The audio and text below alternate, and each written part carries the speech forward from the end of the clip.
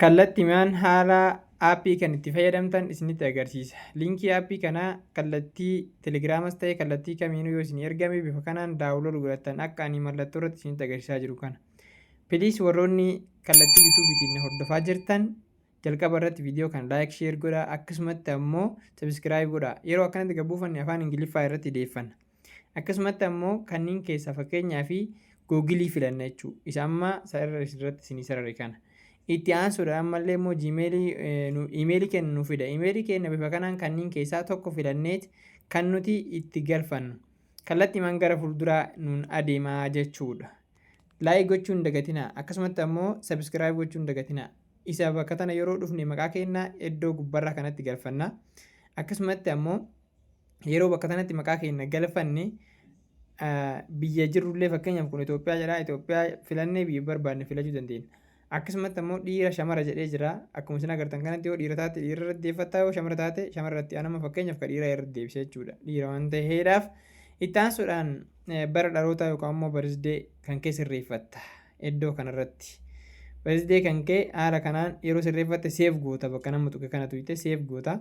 Itti aansuudhaan ammoo seef goota yoo gara fuulduraatti deemte kallattiimaan nu fudhata jechuudha. Erga haala kanaan wantoota kanneen xumurattee geessite umriin kan kee immoo yeroo umrii keessan guuttan waggaa 25 yookaan immoo 20 ol ta'uu qaba jechuudha. Haala kanaan seenna bakka tana.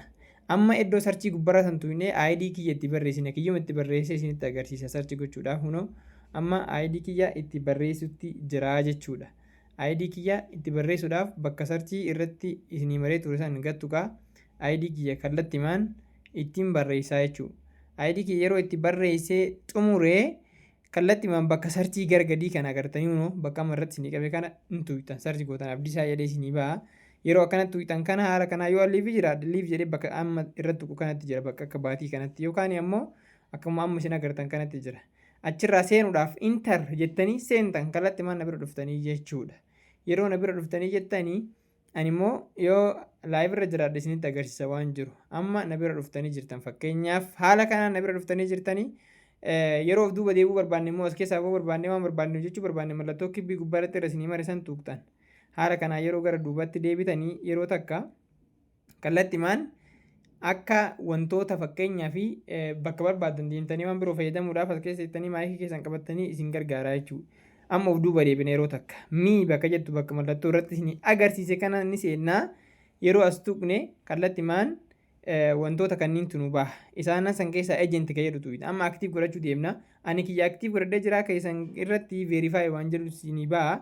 Veerifaayi godhachuudhaaf ishaaraa keessan wantoota hunda isinirraa fuudhuudhaaf bakka tanatti isinii baha jechuudha. Kanaafuu bakka tana tuquu qabdanii veerifaayi godhattanii jechuudha. Kun immoo veerifaayi tahee waan jiruudhaaf duraan. Isa immoo veerifaayi hin ta'in yeroo biroo viidiyoo hojjedhee isin erga jechuudha.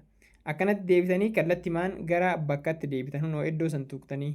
Haala kanaa yeroo bakka tanatti deebitanii amma immoo mallattoo akka nama birrii harkatti qabatee kana tuqxanii yeroo sa'aatii 3 turtan kooyinii keessan yookaan immoo hoostii iddoo kana amma yeroo tuqxan hunoo hoostii taaksii kan jedhu kana bakka tana tuqxanii as buttanii ilaallattanii jechuudha. Amma akka kiyya kanatti dandan akka jiru kanatti keessaniin immoo kiliin jedhee isinii baasa. Haala kanaan itti fayyadamaa isin jechuun barbaada yoo viidiyoo kana haga xumuraa ilaaltan akkaataan seensa isanii galaa wantoota biroo immoo irratti isin barsiisaa deema waan ta'eedhaaf jabaadhaa laayik sheer godhaa viidiyoo kana.